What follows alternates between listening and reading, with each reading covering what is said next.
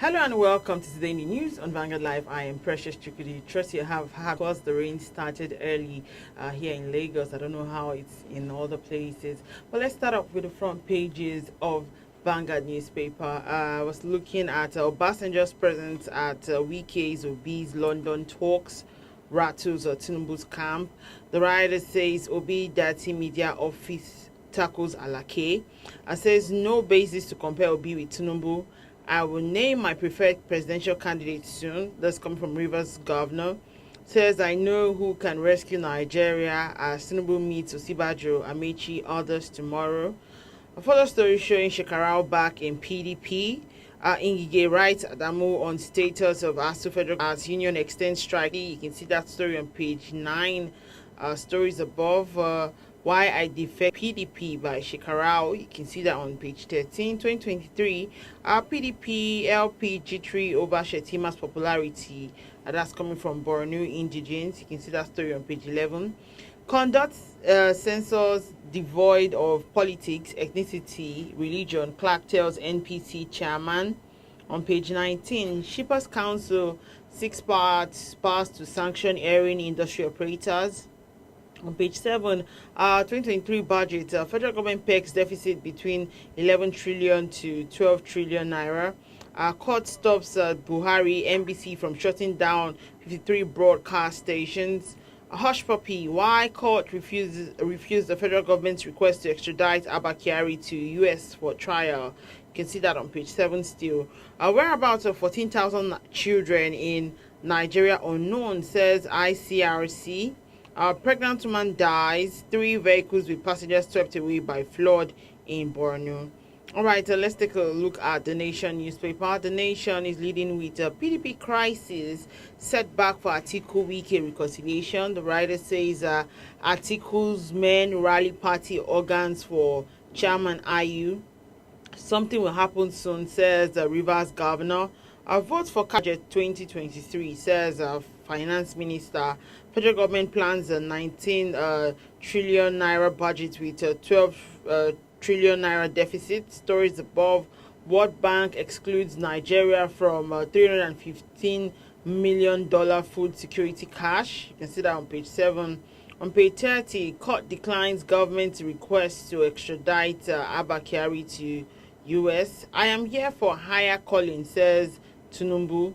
Gas-powered buses for use on Marina Aja Ekpe route. ASUU declares total indefinite strike. State varsities not under obligation to implement federal government agreements with union. All right, let's take a look at the Guardian newspaper. The Guardian is leading with 2023.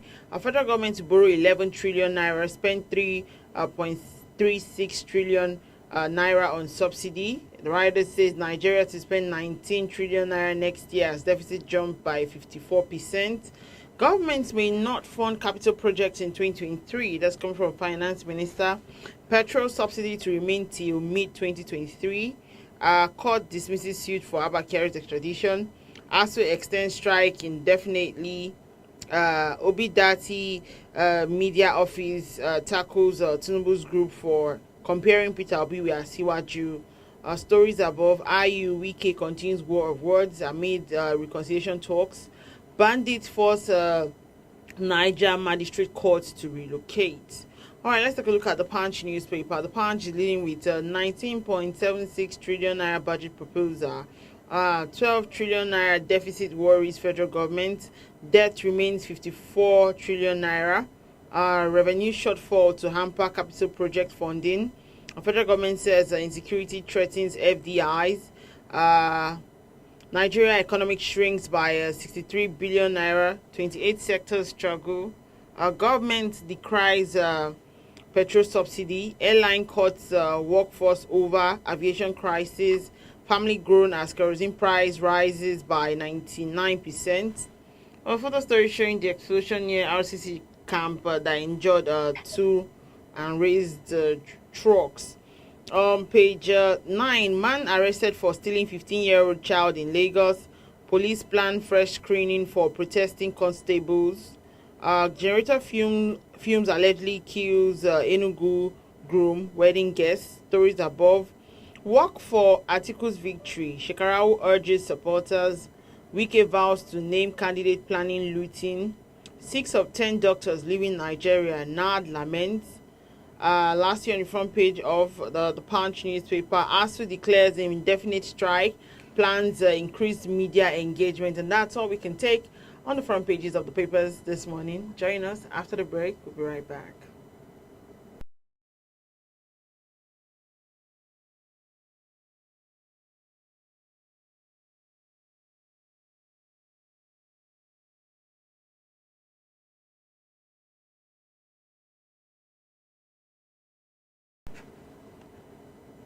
All right, welcome back. And we're just joining still today in the news on Vanguard Live. I am Precious Chukudi. Joining me to talk about some of the stories on the front pages of our papers this morning is Mr. Dayo Akintobi, publisher of Ilukweju Today, Ikeja Today, and Lekki Today.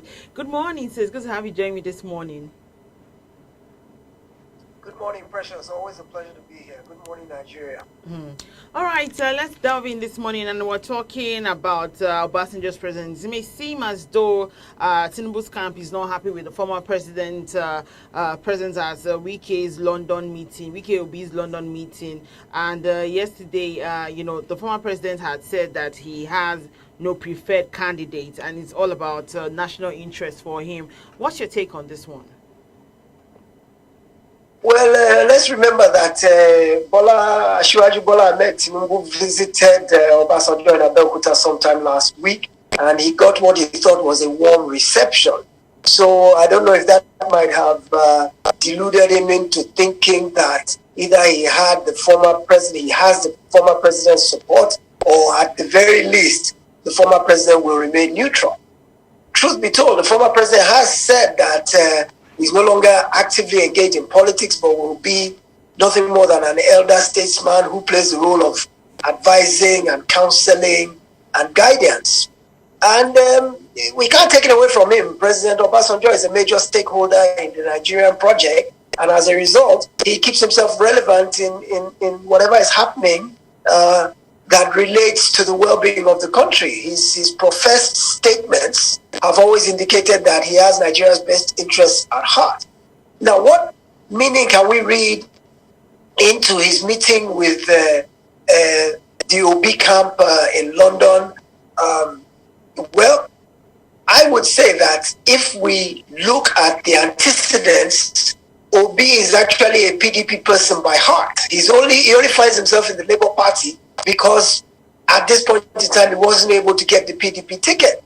But by and large, he's a PDP person. And even though Obasanjo is no longer actively practicing politics, he himself was a PDP person from the beginning to the end. So I believe that his PDP roots are still near and dear to his heart, in as much as he's also very well interested in the welfare of Nigeria. So it won't surprise me if that London meeting related to him trying to sort of negotiate some type of understanding between Obi and Atiku in a way that would disadvantage the APC.